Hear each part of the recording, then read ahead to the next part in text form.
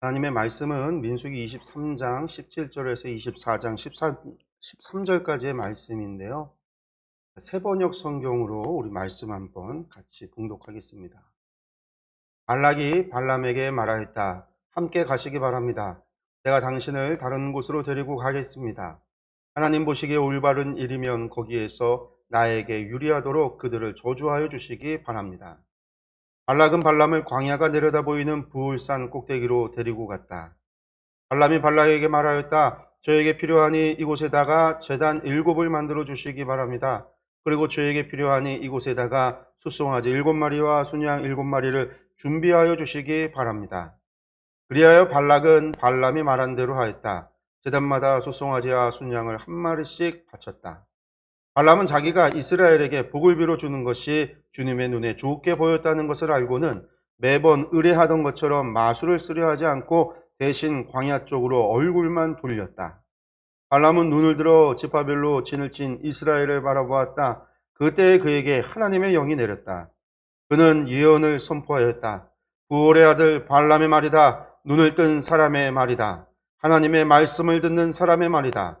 환상으로 전능자를 뵙고 넘어졌으나 오히려 두 눈을 밝게 뜬 사람의 말이다.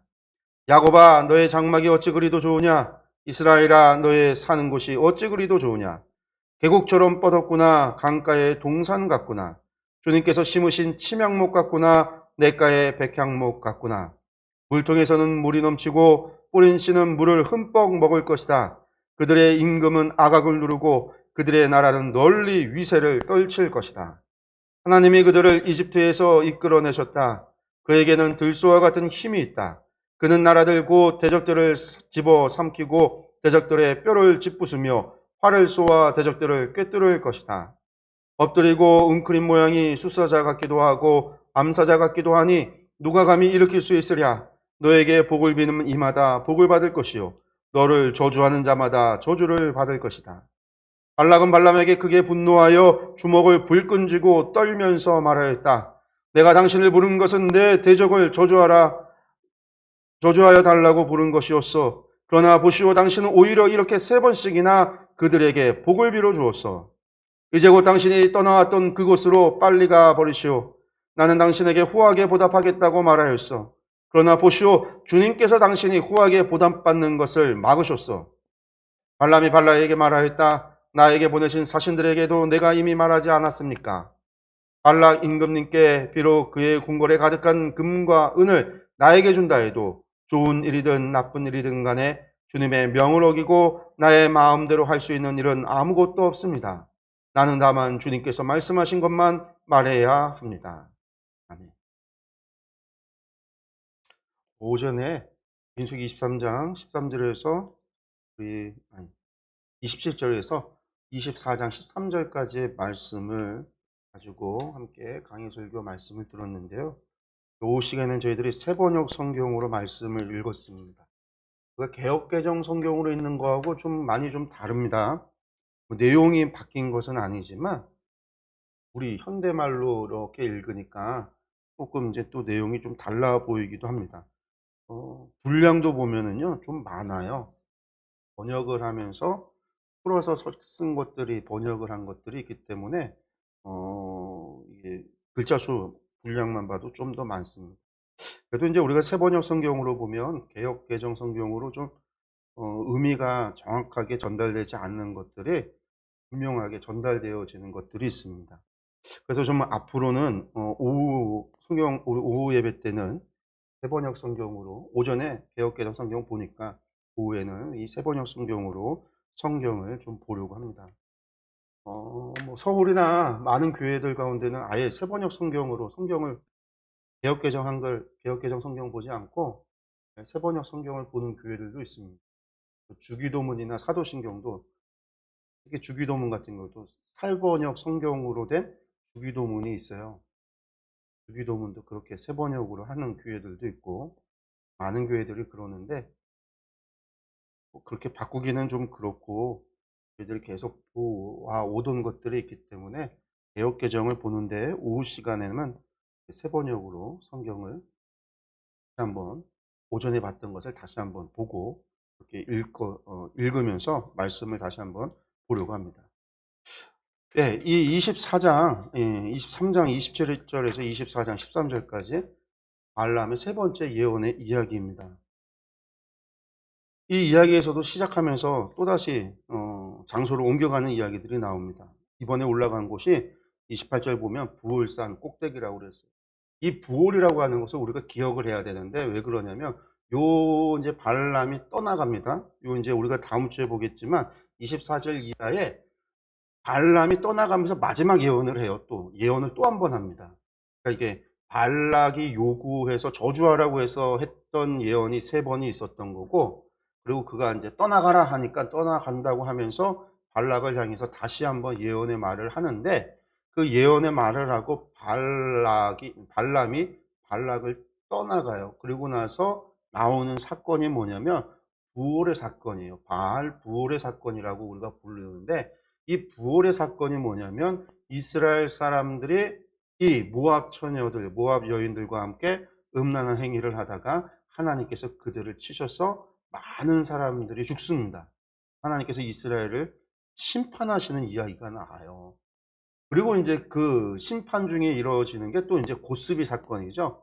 이 고스비, 이 시므온 족장의, 시므온 지파의 족장이었던 시므리가 이 미디안 족장의 딸 고스비, 우리가 그렇게 알고 있는데, 미디안 족장의 딸이라고 알고 있는데, 이 고스비가 사실은 발락의 딸이에요, 발락의. 그러니까 모압 왕의 공주인 거예요, 한마디로.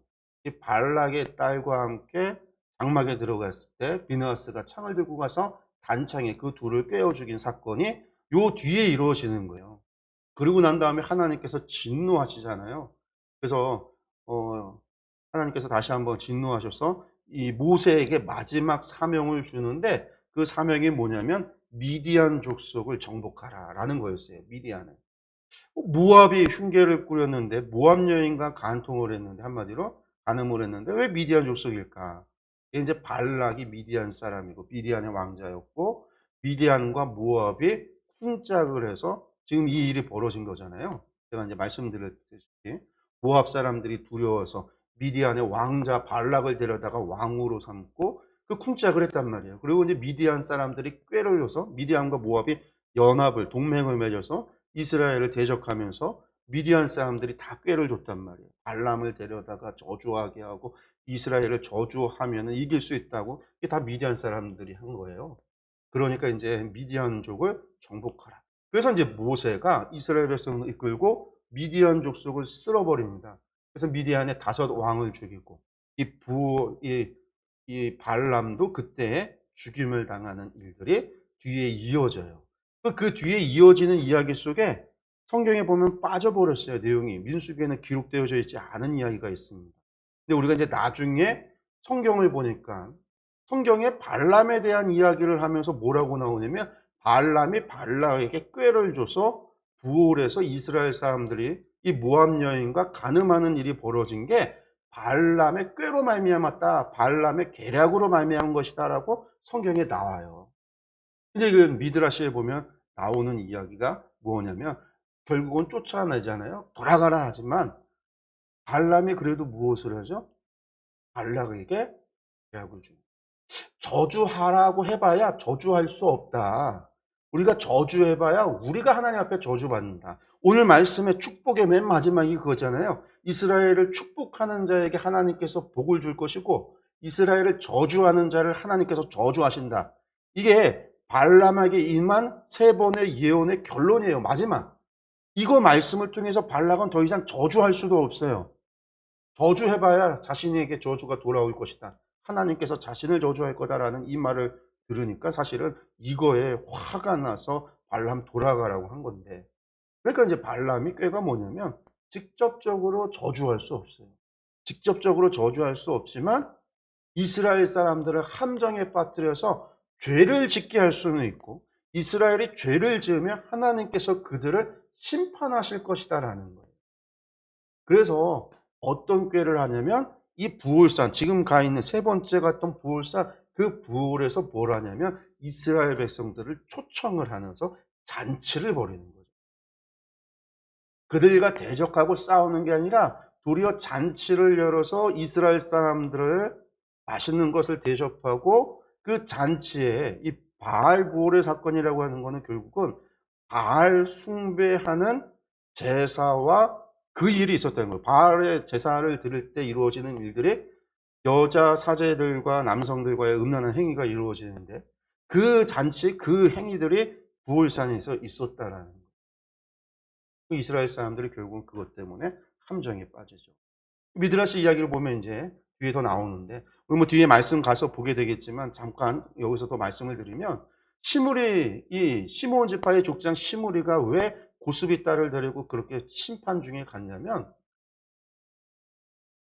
그가 모세에게 나아가서 모세에게 소리치고 모세와 싸웠는데, 모세와 싸울 때 이 사람이 주장한 게 그거예요. 왜 우리가, 이 백성이 왜 하나님 앞에 이런 징계와 심판을 받느냐? 당신 너도 이 미디안 족장의 딸 십보라와 결혼하지 않았느냐? 너도 이방인 미디안 족속과 결혼해놓고 왜 이스라엘 백성들이 미디안 여인과 결혼하고 왜 저 살림을 차리는 것에 대해서 하나님께서 왜 벌을 내리시냐? 이게 시므리 족장의 주장이었어요. 그러니까 단순하게 바알부올의 사건이 잔치 참여하고 돌아와서 혹은 잔치 참여해서 바알 숭배에 빠져서가 아니라 그 이상의 일 사건들이 있었던 건데, 이스라엘 사람들이 이 미디안 여인들, 모압 여인들을 자신들의 아내로 삼는 일들이 벌어졌던 거죠. 그래서 이제 시므리 족장이 시므온 지파의 시므리가 모세를 대적해서 그런 이야기를 하고 그 미디안 족장, 이 발락의 딸인 고스비와 함께 장막에 들어갔기 때문에 비느하스가 그들을 죽이고, 하나님께서 그것을 보시고 나서야 하나님의 진노를 멈추셨다라는 거예요. 그럼에도 미디안 족속을 징벌하고 멸하라고 말씀하시는 거죠. 그러니까 이 지금 부올산 꼭대기라고 하는 것을 우리가 기억을 해야 되는 게, 이 세 번째 옮겼던 이 부올에서 이런 일들이 뒤이어 계속해서 발생을 하는 거예요. 그리고 그 모든 일은 발람의 계략을 통해서 이루어진 거다. 그러니까 우리가 그냥 말씀을 통해서 우리가 그냥 읽어가면은요, 민수기 말씀을 앞에서부터 그냥 쭉 읽고 성경의 전체에 대한 이야기를 모르면, 그래서 발람이 어떤 사람인지 성경에서 히브리서나 다른 데서 발람을 평가할 때 이 거짓 선지자라고 평가하는 것을 우리가 알지 못하면, 발람의 이야기만 보면 이 발람은 정말로 신실한 사람이고 하나님의 선지자, 이방인임에도 불구하고 하나님의 선지자라서 하나님의 말씀도 듣고 하나님의 예언의 말씀도 전하고 얼마나 신실해요. 발락에게, 야, 나는 사신에게 내가 출발 전부터 말하지 않았느냐? 나는 하나님이 주시는 말씀만 듣고 그 말씀만 전할 뿐이지 내가 저주하고 싶다고 저주하는 것도 아니고 내가 축복하고 싶다고 해서 축복하는 것도 아니고 나는 모든 것을 하나님께서 나에게 주신 것만을 한다. 이 이야기가 반복이 되니까 그것만 보면 발람은 정말 선지자 같아 보이잖아요. 그러나 거짓 선지자다. 가짜다. 그는 결국은 발락에게 꾀를 주고 계략을 줘서 이스라엘을 유혹하고 시험에 빠뜨리고 넘어지게 하는데 성공한 사람이었어요. 아마도 이제 결국은 그 과정까지 가는 가운데 이 세 번의 예언, 그러면서 발람은 끊임없이 자기 자신을 포장하죠. 나는 내 말을 하지 않는다. 하나님 주신 말만 한다. 나는 하나님 말씀만 주신다. 오늘 말씀에도 보면요, 발람이 참 재미있는 얘기를 해요. 자기 자신에 대해서 금칠, 자화자찬하면서 자기에 대해서 뭐라고 얘기하고 있어요? 3절 말씀, 4절 말씀에 부올의 아들 발람이 말한다. 눈을 뜬 사람이다. 자기는 눈을 떴다라는 거예요. 눈을 뜬 사람이라. 보지 못하는 것을 보고 볼 수 없는 것을 보는 사람. 사람들은 눈이 막 감겼지만 나는 하나님의 환상을 보고 하나님을 보고 나는 세상을 보는 사람이다라는 거예요. 하나님의 말씀을 듣는 사람이다. 자기는 예언을 하잖아요. 하나님 말씀 듣고 나는 예언하는 사람이다. 나는 하나님 말씀 듣는 사람이다. 나는 환승함으로 젖는 자를 뵙는다. 올 때 봤잖아요. 천사를 봤었잖아요. 자신의 길을 막았던 천사도 봤. 더 나아가 나는 젖는 자의 환상을 보는 사람이고, 오히려 나는 뵙고도, 모든 사람은 젖는 자를 뵈면 죽는데 나는 뵙고 넘어졌으나 도리어 두 눈이 밝게 뜬 사람이다. 나는 도리어 영안이 띄어진 사람이다. 한마디로 나는 도리어 두 눈이 띄어진 사람이다. "나 얼마나 대단하냐. 나는 세상에 하나님의 선지자다." 라고 하는, 자기 얼굴에 금칠을 하는 자신에 대해서 그렇게 이야기하고 있는, 그러니까 발락이요. 발람을 축복하는 이스라엘을 축복하는 발람을 발락이 어떻게 할 수가 없어요. 자기는 지금 이스라엘을 하나님에게 저주하도록 하지 않는 이상 이스라엘이 이길 방법은 없고, 모세가 하나님의 선지자인데 모세도 그 모세가 하나님과 함께하는 동안에 매 백전백승 늘 승리했단 말이에요. 그럼 모세보다 더 뛰어난 하나님의 선지자를 찾아서 하나님 앞에 보소를 해야 되는데, 한마디로 하나님 앞에 보소를 해야 되는데, 모세보다 더 뛰어난 선지자가 세상에 어디 있는지 발람 말고는 없단 말이죠. 또 발람은 자기 자신을 그렇게 얘기해요. 그러니까 다시 한번 부탁하고 다시 한번 부탁하지만, 세 번째 하나님의 그 마지막 저주하는 자를 저주하고 복주는 축복하는 자를 복주시겠다라고 하는 그 말씀 때문에 모든 것이 끝이 나는 거예요. 발람이 이 얘기에서 하기 전에, 그 마지막 예언을 하기 전에도요, 발람이 하나님께서 자신에게 임하셔서 말씀을 전하게 하는 것을 통해서 깨달은 게 있어요. 이 말씀에 보면 그것이 있습니다. 뭐가 있냐면요. 몇 절을 보면은 보시냐면요. 1절 말씀, 24장 1절 말씀 보면, 발람은 자기가 이스라엘에게 복을 빌어주는 것이 주님의 눈에 좋게 보였다는 것을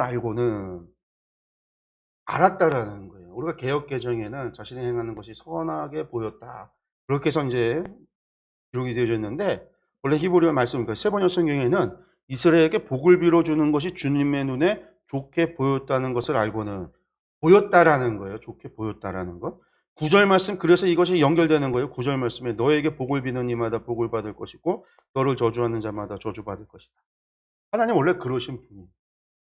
발람이 저주하려고 하지만 하나님의 이 영이 임하셔서 예언의 말씀을 하게 해서 이스라엘 향해서 축복했단 말이에요.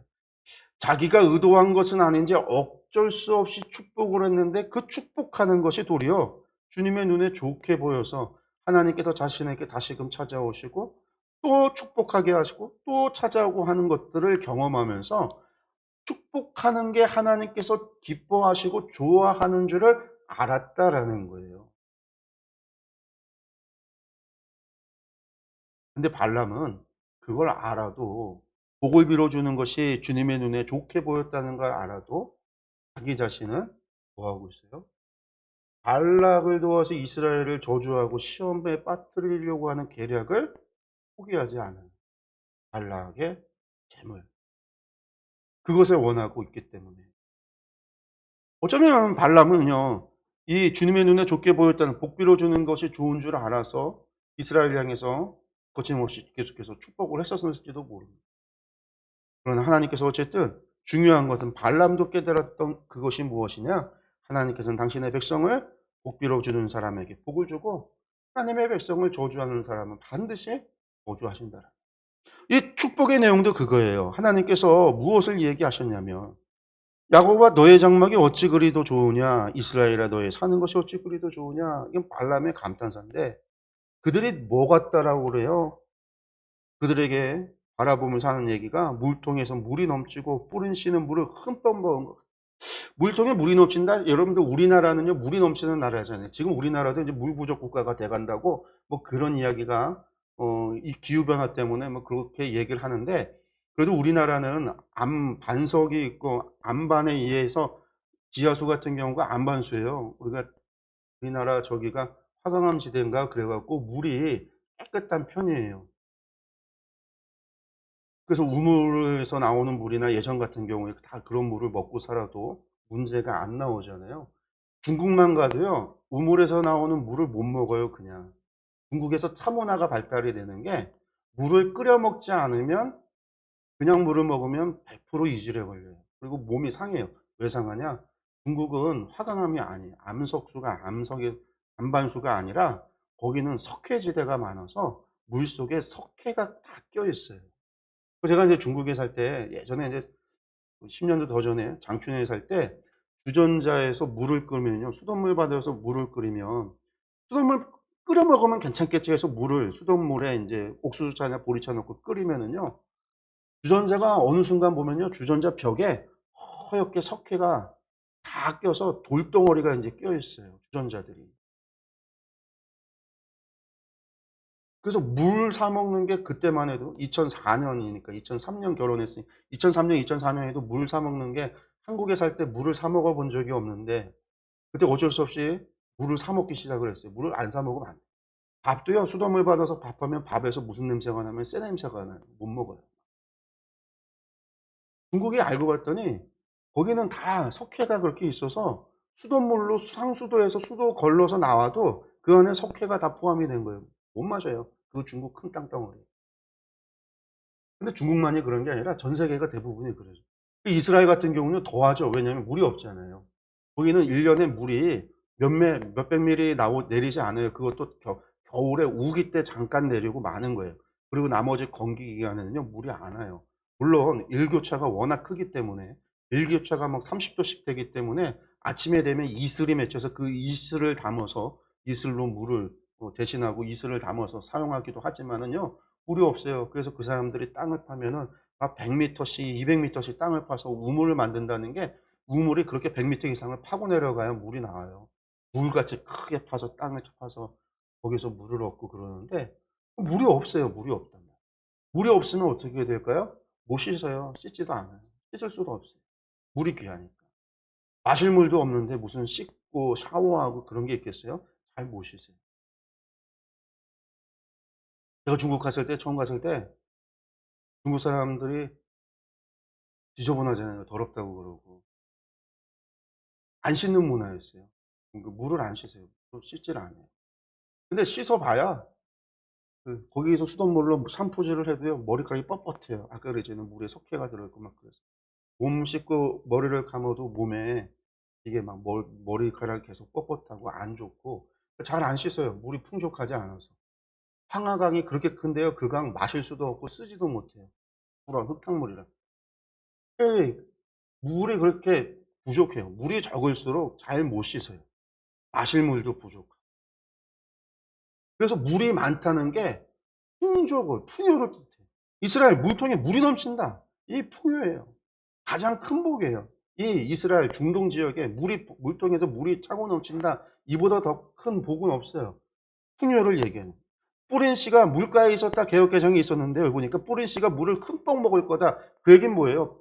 씨앗을 뿌렸는데 그 씨앗에 물을 흠뻑 먹으면 그 씨앗이 어떻게 될까요? 잘 자랄 거 아니에요. 씨앗을 뿌렸는데 비가 안 오고 물이 없으면 다 말라 죽을 텐데. 그러니까 씨앗이 열심히 잘 자랄 것이다. 그런 의미가 되겠죠. 뿐만 아니에요. 이스라엘의 임금은 아각을 누를 거고 그의 나라는 널리 위세를 떨칠 것이다. 아각은 아까 말했죠. 왕에 대한 아말렉 족속의 왕을 이야기할 때 왕이라고 안 부르고 아각이라고 부른다고 그랬어요. 사람 이름이 아니라 이집트의 바로같이 그런 이제 왕을 지칭하는 말이라고 그랬어요. 그러니까 세상의 다른 나라의 왕보다 더 높아질 것이고 다른 나라보다 더 위세를 떨칠 것이다. 하나님께서 이스라엘을 어떻게 했어요? 이집트에서 이끌어내셨어요. 들소와 같은 힘을 주셨어요. 그 나라가 그래서 대적들을요 집어삼키고 대적들의 뼈를 짓부르고 활을 쏘아대는 대적들을 꿰뚫었다고 그랬어요. 이스라엘이요 애굽을 나왔어요. 애굽이 나왔을 때 애굽의 군대가 다시금 이스라엘을 쫓아왔을 때 하나님께서 그 군대를 다 황궁에다 수장을 시켰어요. 그들이 미리암 르비딤 골짜기를 지날 때 아말렉 족속들이 군대를 이끌고 이스라엘을 공격했는데 하나님께서 그들을 다 물리쳤단 말이에요. 하나님께서 가는 곳마다 이스라엘 가운데 함께 하셨어요. 저 아모리 족속들이 그들의 길을 막았을 때 그 아모리 족속을 물리쳤고요. 바산 옥이 대적했을 때 그 바산을 정복하게 했단 말이에요.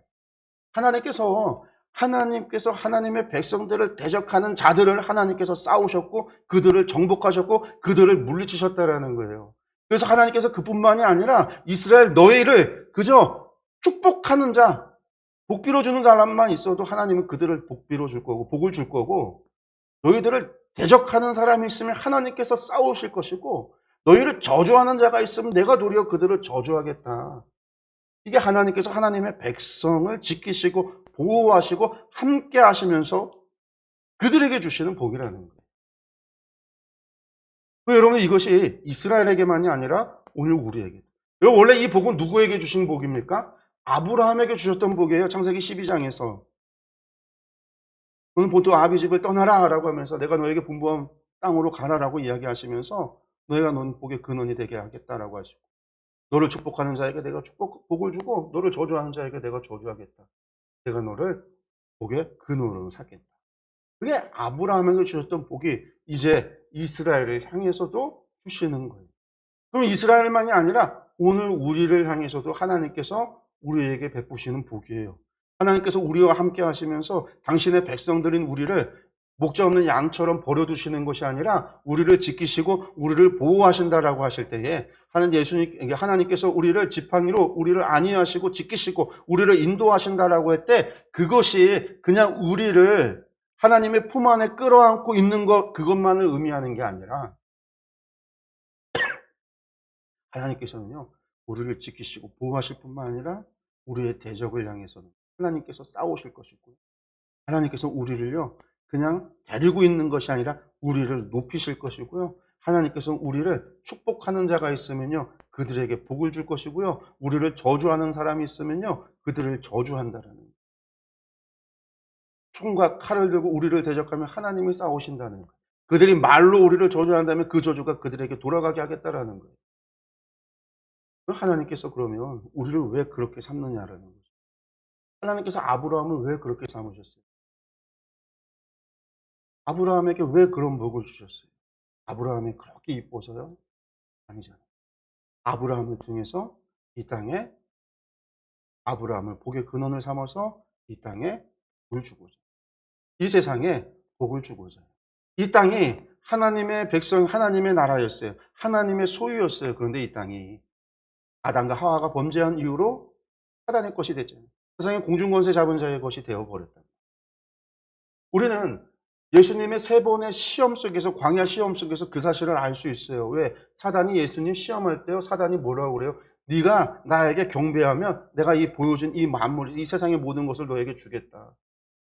예수님 뭐라고 그래요? 야, 이 사단아, 이게 어떻게 네 거냐, 하나님 것이. 그런 얘기 하지 않으셨어요. 시험하지 말라고 했지. 원래 하나님의 것이지만 지금은 사단의 소유가 돼버렸다라는 것을요, 예수님께서 침묵으로 긍정해 주시는 거예요. 인간의 범죄로 그렇게 되어버렸다라는 거. 그래서 그것을 이 땅 가운데서 다시금 되찾아오는 거, 이 땅에 하나님의 나라를 다시 세워져 가는 거, 이게 구속의 역사예요. 주님 재림을 통해서 이루어질 역사예요. 그걸 위해서 하나님께서 아브라함을 택하셔서 아브라함을 통해서 세상의 복을 받을 수 있는 방법을 열어주십니다. 아브라함이 하나님을 잘 믿고 섬기는 것뿐만 아니라 그런 아브라함을 통해서 그에게 축복하는 자가 복을 받을 수 있도록, 이후에는 이스라엘을 통해서 이스라엘을 축복하는 자들이 복을 받을 수 있도록, 오늘 교회를 통해서, 성도를 통해서 교회와 성도를 축복하는 자들에게 하나님께서 복을 주도록. 근데 그 복이 무슨 복이겠어요? 이 땅에서 잘 먹고 잘 살고 부귀영화를 누리는 복? 물론 하나님께서 하나님의 믿는 자들에게 그런 복을 주시기도 하십니다. 그러나 그것은 참된 복이 아니죠. 진정한 복이고 참된 복은 뭐죠? 하나님의 백성이 되는 복이, 하나님의 자녀가 되는 복이, 영원하신 하나님 나라의 백성이 되는 복이. 그래서 하나님의 나라, 하나님의 백성은, 그 선교학을 이야기할 때 그런 얘기를 해요. 원심력과 끌어당기는 힘이 있고 또 내보내는 힘이 있다라고 그럽니다. 이제 이 원심력하고 반대되는 게 뭐 기억이 안 나는데. 그래서 하나님의 백성은요, 하나님의 백성이기 때문에 그들이 받는 복으로 인해서 세상 사람들이 그 이야기를 듣고 소문을 듣고 그들의 눈으로 보고 경험하면서, 야, 저들의 복이 누리는 복은 뭐고 저들에게 복을 주시는 그 하나님이 무엇일까? 그들을 끌어당기는 힘이 있다라는 거예요. 성경에도 보면 그런 이야기들이 나오잖아요. 출애굽 사건 자체가 그 사건이었어요. 이스라엘의 하나님이신데 그 이스라엘의 하나님이 애굽에 10가지 재앙을 내리시는 것을 보면서 잡족들이, 이방인들이, 이스라엘 백성 아닌 사람들도 여호와가 하나님이시구나라는 것을 깨닫고 우리도 하나님 백성 되겠다고 그들이 함께 출애굽을 나왔단 말이에요. 하나님께서 당신의 백성들에게 복을 주시는 것을 보면서 세상 사람들이 그 하나님은 도대체 누구인가라고 하는 호기심과 궁금함과 부러움과 시기함을 가지고 우리도 하나님의 백성이 되고 싶다고 찾아오는 것. 이게 하나님께서 하나님의 백성에게 복을 주시는 이유예요. 라합이라고 하는 여인이 여리고성의 기생이었는데, 기생이란 말은 좋은 말로 기생인 거고 원래 원어를 보면 창녀예요. 여리고성의 창녀였던 이 여인이요, 술집에서 사람들이 떠드는 이야기 소문만 듣고도 저 광야에 사는 이스라엘의 하나님이 하늘과 땅의 하나님이시구나라는 것을 믿고 깨닫고 나도 하나님의 백성이 되겠다라고 했을 때 그 여인이 하나님의 백성으로 찾아오는 거예요. 이스라엘 백성이 행하는 일을 보고 하나님께서 행하시는 놀라운 역사를 보고 기브온 족속들이 우리도 하나님의 백성이 되겠다고 찾아오는 거예요. 그런 힘이 하나님께서 백성들에게 복을 주심으로 이루어지는 거예요. 또 하나는 적극적으로 하나님의 백성들은요, 그 하나님이 누구신가를 세상을 향하여 전파하고 자랑하고 증거해야 될 사명이 있어요. 그래서 이것을요, 나가는 거예요. 그래서 복음 들고 나아가는 거예요. 예루살렘과 온 유다와 사마리아 땅끝까지 모든 민족으로 제자를 삼아 아버지 아들과 성령의 이름으로 세례를 주고 내가 너희에게 분부한 모든 것을 지키게 하라. 나가는 거예요.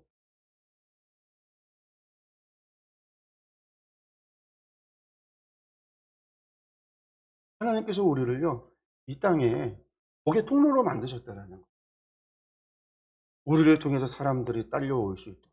고구마 줄기 보듯이 고구마 하나 하면 줄기 따라서 줄줄줄줄 엮여오듯이 우리가 하나님의 복을 받음으로 말미암아 우리를 통해서 우리를 아는 사람들, 우리를 보는 사람들이 우리를 통해서 하나님을 깨달아 알게 하고 그 하나님의 백성이 되기를 소망하며 그들이 하나님께로 나오게 하는.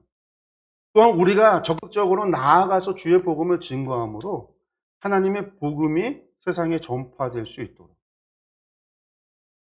이게 하나님 백성의 역할이고 하나님께서 우리를 통해서 행하시는 일이에요. 그래서 구약 신약에서는요, 우리가 고난 가운데 있어도 뭐 하라고 그러냐면요, 악을 악으로 갚지 말고 악을 선으로 갚아라. 고난에 동참하라. 싸우지 말고 다투지 말라. 너의 상전이 종인 너에게 핍박하고 주를 믿었다고 그리스도를 믿었다고 핍박하고 너희를 괴롭히더라도 그들에게 순종하라. 남편이 너의 아내를 향해서 교회를 다닌다는 이유만으로 괴롭히고 핍박하고 박해를 가할지라도 남편을 그리스도 섬기듯이 섬겨라. 왜? 혹시 아느냐. 그런 너를 보면서 너들이 그리스도에게로 돌아올지. 복음을 위해서 박해, 고난을 감당. 이게 베드로전서에 기록되어 있는 말이에요. 베드로전서에만 나와 있는 얘기 아닙니다. 이거는요. 베드로전서뿐만이 아니에요. 요한서 신에서도 나오는 얘기. 데살로니가에서도 나오는 이야기. 바울 서신, 바울만 이야기한 게 아니라 베드로도 이야기했고 요한도 이야기했고 성경에 나오는 거예요.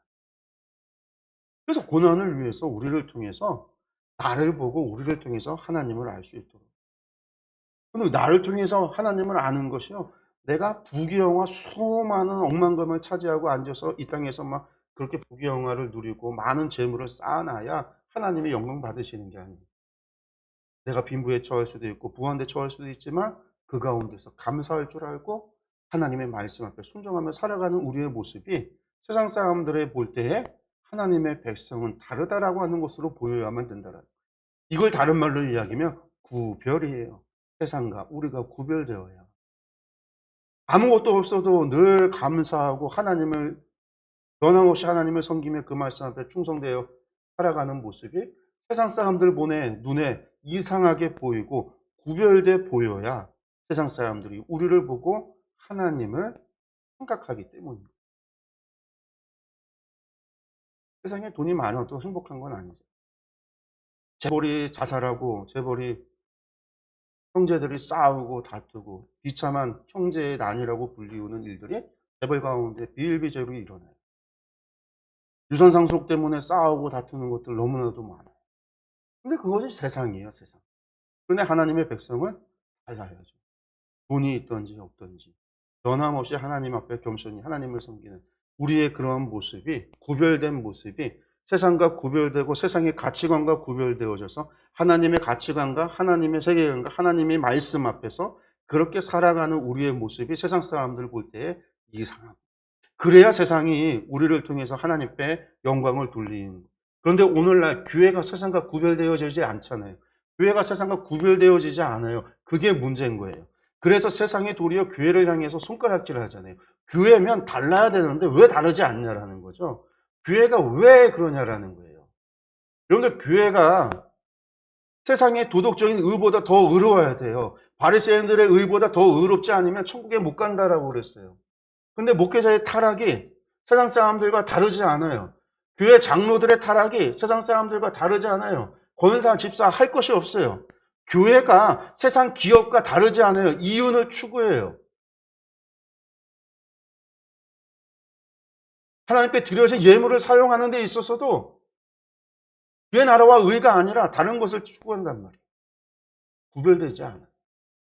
구별되지 않으니까 우리는 이 구심력과 원심력이죠. 끌어당기는 힘과 나아가는 힘을 다 잃어버리는 거예요. 교회의 힘은 거기에서만 나와야 돼요. 주의 복음으로 말미암아 세상을 끌어당기는 힘이, 세상으로 나아가는 힘이, 이게 교회의 힘인데 이걸 잃어버리니까 세상이 우리를 보고 부러워서 찾아오는 게 아니라 손가락질하는 거죠. 교회가 나가는 힘을 잃어서 나가지 않아요.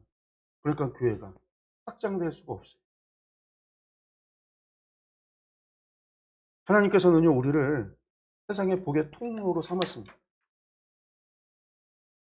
그래서 우리를 보는 사람이 축복을 하든 저주를 하든, 하나님이 원하시는 건요, 세상 사람들 우리를 보고 축복할 수 있도록, 그래서 그들에게도 복을 주기를 원하는, 우리가 세상 사람들도 축복을 받을 수 있도록 살아가야 된다는 얘기예요. 세상 사람들한테 덕이 되는 삶을 살아가야 된다는 거예요.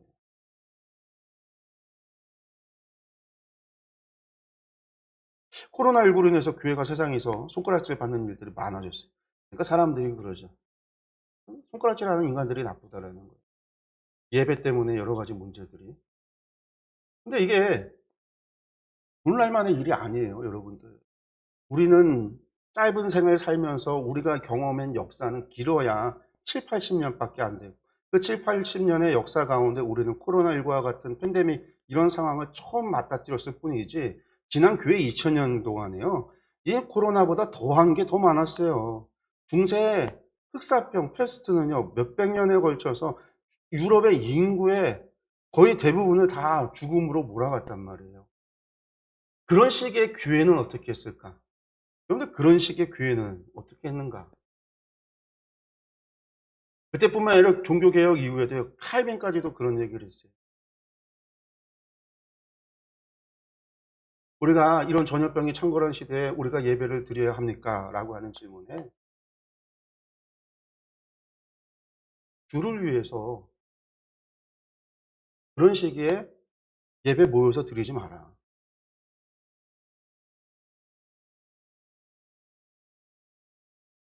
각자가 예배를 드리고 더 나은 것을 위해서, 더 나은 것은 하나님의 영광인 거죠.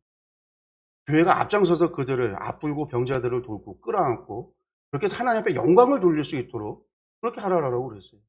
그래서 당시에는요, 모든 교회가 다 병자의 병상들이에요. 그 전염병 있는 사람들 다 교회로 다 들어왔어요. 그 교회에 전염병자들이 있으니까 교회 와서 예배 드리겠어요? 못 드려요. 그래서 여기서 죽으면요, 교회 옆 무덤에다 다 갖다 묻었어요. 교회가 그 일을 했어요. 사람들이 죽으면 장례 치러줘. 그러다가 목회자들, 신부들 다 죽었어요. 다 죽은 건 아니지만 전염병 걸린 사람들 돌보다 그 사람들도 전염병 걸려서 죽어나갔어요. 예배보다 더 중요한 게 뭐냐면 그들의 고통과 아픔을 끌어안고 그들을 위로해주고 그들을 치유해주고 그렇게 하나님의 사랑을 실천하는 것이, 이것이 하나님 앞에 더 큰 영광이 된다라는 거였죠. 근데 오늘날에는 손가락질. 그러니까 이것은 이제 저주하는 자, 하나님께서 저들을 저주할 거다 이렇게 바라보는 게 아니에요. 하나님은 저들을 저주하기를 원하는 게 아니라 저들이 우리를 축복해서 저들이 복받기를 원하는, 우리가 저들로부터 축복받을 수 있도록 행동하고 교회가 세상에서 축복받을 수 있도록, 박수받을 수 있도록, 그래서 사람들도 교회에 나오고 싶어하는 그런 교회를 만들어야 되는데, 옛날에는 교회가 그랬잖아요. 처음 우리 땅에 교회가 들어왔을 때, 우리나라만 해도 조선시대 때 우리나라에 교회가 들어왔을 때 교회가 학교를 세우고 병원을 세우고 사람들로부터 교회가 박수를 받았어요. 칭찬을 받았어요. 모두가 교회 나오고 싶었어요. 모든 사람들이 교회의 덕을 봤어요. 그런데 오늘날 교회가 사람들로부터 저주받는 상황이 됐다. 저주하는 사람이 문제가 아니라 우리가 잘못했다라는 거예요. 우리가 세상의 복의 통로가 되어져서 저들로 하여금 박수받고 칭찬받는 교회가 되어져서, 그래서 저들도 복을 받아야 되는데 우리가 저주받는 교회가 되어져서는요, 저들까지도, 우리만 망하는 게 아니라 사람들까지도, 세상 사람들까지도 저주받도록 만들었다라는 거예요. 하나님께서 이것을 원하시는가? 아니신 거죠. 하나님은요, 우리를 복의 통로 삼아서 복 주시기를 원하세요. 발람과 발락에게 3번씩이나 말씀하시면서 하나님께서 원하시는 것은요, 그들이 돌이켜 깨닫는 거예요. 아, 저주하면 저주받는구나. 우리가 복받는 거는, 우리가 살 길은 이제 저들을, 이스라엘을 저주해서 우리가 사는 게 아니라 우리가 이스라엘을 축복함으로 하나님 앞에 복을 받으며 우리가 사는구나. 이것을 깨달아야 됐는데 끝까지 깨닫지 못했어요. 욕심 때문에.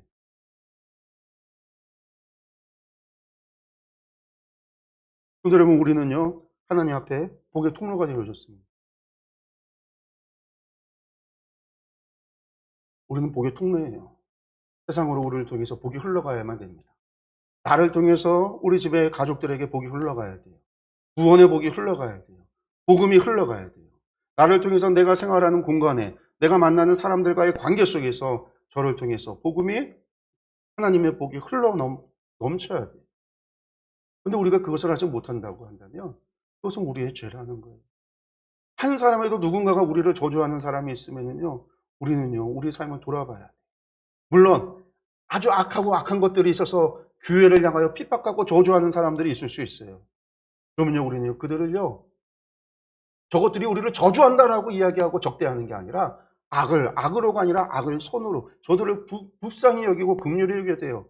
저들이 우리를 저주함으로, 저들이 우리를 대적함으로 하나님으로부터 받을 심판에 우리는 저들을 위해서 불쌍히 여기고 긍휼히 여겨야 돼요. 교회는요, 세상을 끌어안기 위해서 존재하는 거예요. 그런 사람들을 끌어안기 위해서 교회가 존재하는 거예요. 그런 사람들을 품에 안기 위해서 우리가 있는 거예요. 그런 사람들을 위해서 오늘 우리가 사명을 받은 거예요. 건강한 사람에게는 의사가 필요 없고 아픈 사람에게 의사가 필요하듯이 죄인들을 위하여 주님이 이 땅 가운데서 오셨던 것처럼 세상의 모두가 하나님 믿으면요, 사명이 필요가 없어요. 땅끝까지 이르러 복음 증거할 필요가 없어요. 다 믿는데,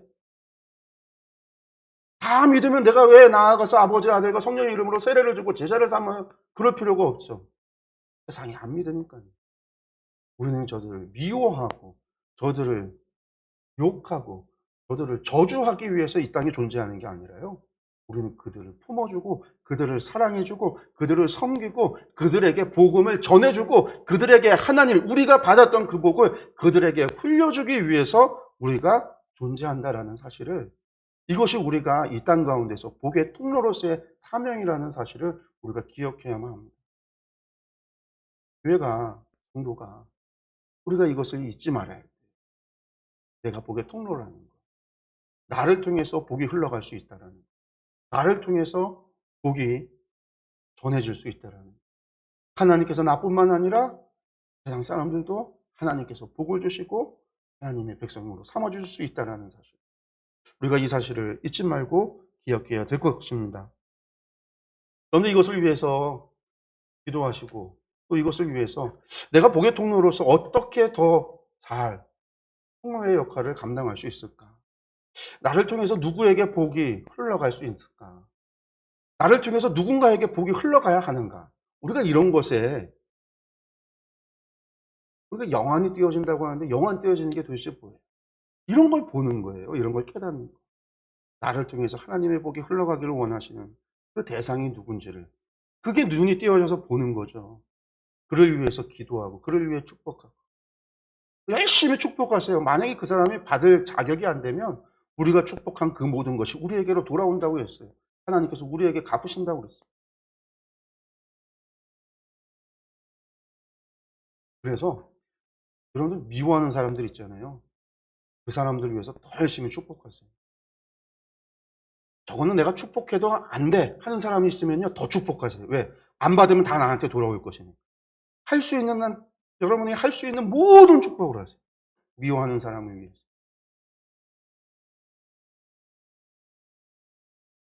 그러면 하나님께서 축복하시고. 그것이 성도의 모습이에요.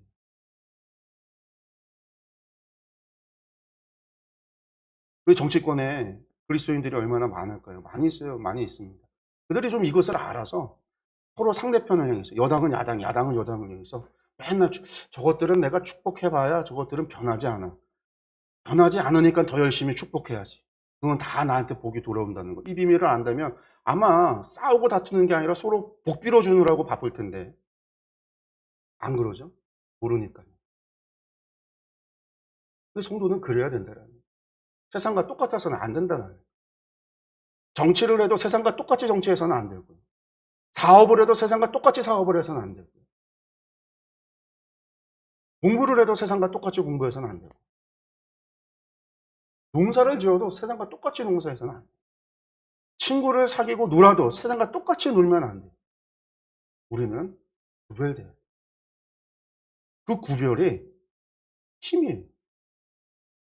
그것이 사람을 끌어당기는 구심력이 돼요. 그것이 사람을 내보내는 원심력이 돼요. 여러분들 이 비밀을, 이것을 깨달아 알고 그러한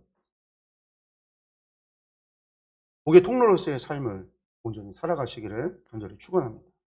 기도하겠습니다.